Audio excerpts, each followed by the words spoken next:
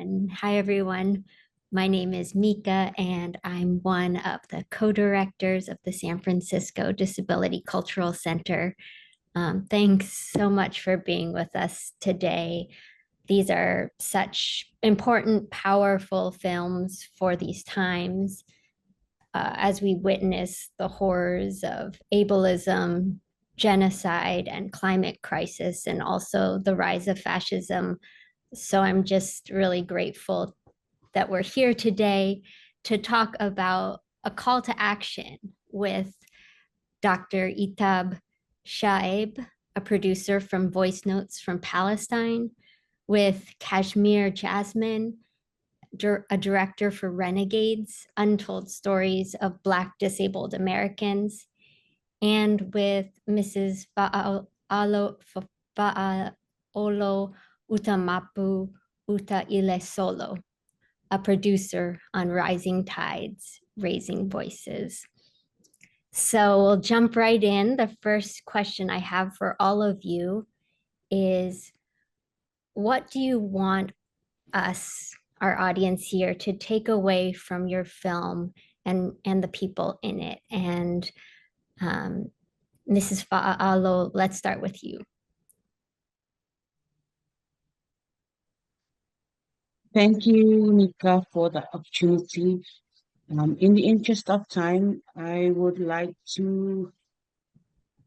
um, to touch on very few points regarding to answer this question. I think what we would like for the audience to know is that persons with disabilities are disproportionately impacted by climate crisis in the Pacific and in the world. And this is because of the locations of their the islands, small islands, and also because the the support systems, to support them are not set up, not well set up in the region. So what I would like is for the audience to know about the people that are in the film is, first of all, um, disability and climate justice. It impacts persons with disability differently, based on their diversity and also based on the environment. If the environment is enabling, the impact is minimal. But if the environment is disabling, with no warning systems, as you can see from the persons in the film, it actually makes it very, very difficult for persons with disabilities to cope in the climate crisis. Also, I would like to also um, highlight the the role of the communities in which our persons with disabilities are living in. As I mentioned earlier, the support systems like services that we know of in the Western world does not exist in the Pacific. So the responsibility of supporting persons with disabilities are falling on the shoulders of the communities and the families, but very, very little limelight is being shed on the role of these communities in supporting their members with disabilities. So I would like the audience to also know how crucial the role of the community is in supporting our members with disabilities. And the last thing I would like to highlight, the second to last, sorry, um, persons with disabilities are very diverse in their impairments and their backgrounds. So just because one person shared their experience doesn't mean it replicates for the rest of persons with disabilities, because climate justice and disaster impacts persons with disabilities differently. So I would like to ask the audience here to keep an open mind in terms um, of the way the climate crisis impacts persons with diverse disabilities. And the last thing I would like to share about the films, and that I think this is very crucial and very important, is that this film is actually persons with disabilities telling their own stories. As we have been working very closely with the Disability Justice Project to produce the film, Our lead producer is our executive director, Jody Sanchez. But the rest of us who were producing the film are persons with disabilities and persons who are telling their stories here, persons with lived experience. So what I would like the audience to know is how crucial it is and how powerful it is for persons with disabilities to be given the opportunities to produce and to tell their own stories. Thank you. Thank you so much, Mrs. Faaolo. Dr. Itab, let's turn to you next. What do you want us to take away from your film? Thank you so much for having me. It's interesting to see that the films that were shown, they have many things in common, and particularly when we talk about emergency, when we talk about weather conditions, when we talk about unsafe situations. So with the film Voice Notes from Palestine, we aim to focus on people with disabilities in crucial situation and in shedding light on the urgent need for the implementation of international law, particularly Article 11 and Article 25 of the CRPD, the UN Convention on the Rights of People with Disabilities. So these two articles, they mandate the protection, safety, healthcare of persons with disability, especially in situations of risk, including armed conflict, humanitarian emergencies, and natural disasters. So while we focus on documenting those realities, the film aims to advocate and urge the global community to uphold and enforce the rights of people with disabilities in crises. And it captures the students, those students, they were enrolled in universities. They took that training course, which the media training course was about how to document their successes, their achievements, and their stories. And they got that training in July. And instead of documenting their good news and their achievements, unfortunately, they had to document. When we contacted them later, they were forced to document their current living conditions, which was under the war, under displacement, all of their schools, universities, their workplace, everything, basically their shelter, their homes, they were all distracted. And not only, so they had to be displaced from one place to another, and they experienced all of the time, the horror of the war. And there were many of them, they lost their lives, as we can see, like Aya. Sadly, she was killed because of a bombardment near her place. So the aim of the film was to document the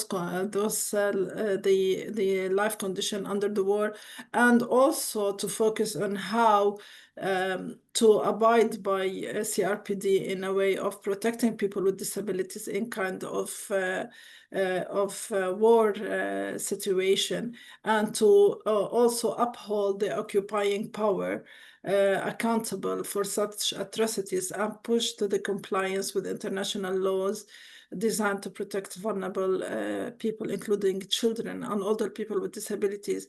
Also to focus on the increased number of people with disabilities that we know in Gaza now, because of the use of these kind of weapons, very destructive weapons, that we have many children who maybe before younger than the age of 1, they lost their body parts, their arms, their legs, and we have a lot of amputations. So that we focused on the film on the adults, but what about those increasing number of people with disabilities, and how we can create spaces later on. And this is something that we will discuss later, how we can make their lives normal, back to normal, now that we know that the war has started. Thank you.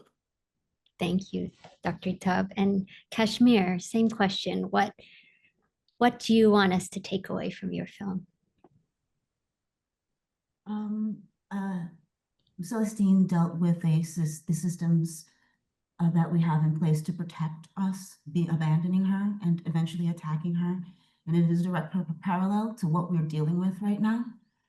And with that, we must depend on each other, that community, to make sure that it becomes international, to understand that we are all under attack, and that we are all dealing with our intersectional identities, this forced erasure, especially when we talk about things like genocide, climate change, the increased amount of people with disabilities, and the lack of those systems. So we have to first also take care of ourselves. We have to then reach across the aisle and make sure that we are taking care of one another. That means an investment in the organizations and mutual aid and the systems that exist that will allow us to survive and thrive in this era that's coming up.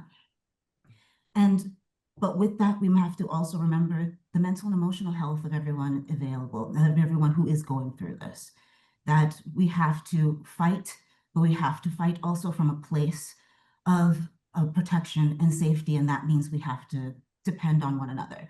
Celestine was very lucky to have a group of people, family, who believed in her and that sustained her. That isn't universal.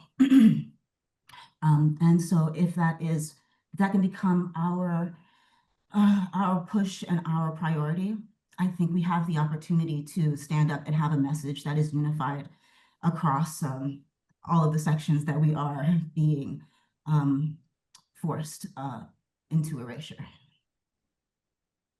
Thank you.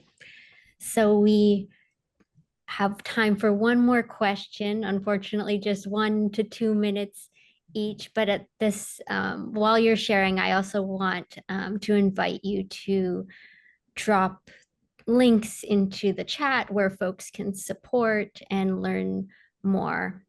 So Mrs. Faaolo, let's start with you.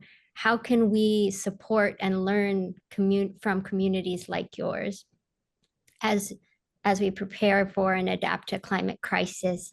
And what is your call to action? Thank you, Rika. My first call to action is that we have often heard that persons with disabilities should be part of the solution, should be involved in creating and co-creating solutions from the design, the monitoring, and the implementation of any disaster risk program. And I would like to also add on that all solutions that involve and impact the lives of persons with disabilities regarding the climate justice should be culturally and contextually relevant, because oftentimes there are solutions that are not fit for purpose in our communities, and it doesn't take on board the cultural sensitivities of the communities where persons with disabilities live in. Also, that persons with disabilities should be involved in advising and making sure that all the different areas of the evacuation centers and everything that impacts the climate work and disaster work should be inclusive of all persons with they should have a seat at the table in all these initiatives. And finally, the last point I would like to make in the interest of time is that there's support that needs to be given. A lot of support needs to be given to storytellers with disabilities, and supporting the work of organizations like the Disability Justice Project, which train disability storytellers and disability activists to tell their own stories the way that needs to be told. Because often we get documentary makers who come in and they tell the stories the way they think that should be told. So that's where we get the ableism narrative. Whereas if we get persons with disabilities to share their own lived experience in their own words and tell it in the rights based approach, I think that's what we will, that's my call to action, is that if you are able to provide and support organizations like the Disability Justice Project and other such organizations. I would really like that as one of my call of action, so that we can have more persons with disabilities telling their own stories from the Pacific. Thank you. Thanks so much for sharing. Dr. Itab, how can we support efforts to stop the genocide and support those currently in Gaza? And what is your call to action? Yeah. Thank you so much. It's a very important question that now I've contacted those students to check after there is, the end of war. And they are happy that the war has stopped, but they are worried that it's gonna begin again.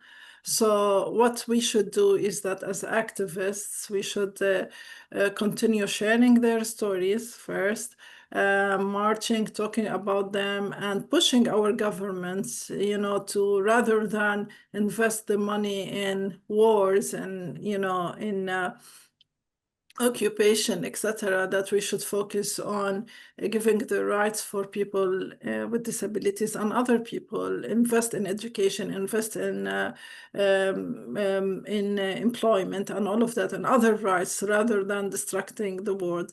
So this is how we can push and lobby towards making things better in terms of services for all, including people with disabilities.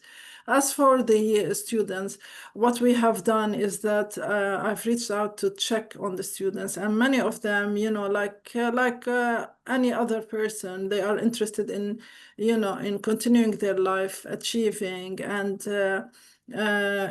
getting employed, and etc. And what we have done, that we know during the war that they lost a lot of assistive devices, they lost their laptops, computers, everything. Many of them want to pursue their education. So the director, myself, and another journalist who watched the film and written about it, we created a funding page so we can donate, people can donate for those students who took part in the film. One of them is Abdul Rahman, who got accepted at the in Ireland to continue his master's degree. For Aya, who passed away, but we want to support her family. For Imad and for all of the students. So because they are continuing their education, many of them, they want to work. So we created that link. So please share it with your network so we can help to support them to continue and achieve what they want to achieve. Thank you. Thanks so much. And we see those links in the chat. And finally, Kashmir, last final words. What lessons can we take away from the Renegades, particularly in these times? There is a huge intersectionality, especially when we look at Black Panther, who came into bringing disability and Blackness into the discussion and the protest. I think we have to understand there are no lines, especially there are no walls, as I sit here on this panel watching our struggle be replicated over and over again and intensified over and over again, and that it is our responsibility to hold and take care of one another. I also think that it is incredibly important also to hopefully see that there are people who refused to adhere to the words that were spoken to them. We will hear over and over again that we are less important, that we are not to be put to the forefront, and that our voices can be minimized. And it is vital that these storytellers initiatives that are happening around the world be pushed forward. I know that CIL is doing something similar as well, and I'm helping with that. We're doing a documentary on what makes sustainable protest. And I'd love the opportunity to also reach across the aisle and make this an international thing, an international platform, because no one's free until everyone's free. And so I think that's the best I can do, but except to say that please know that you are not alone. And we are here. Find your organizations, find your communities, and let's really try to fight the power the best we can and take care of ourselves in the process. Thank you so much.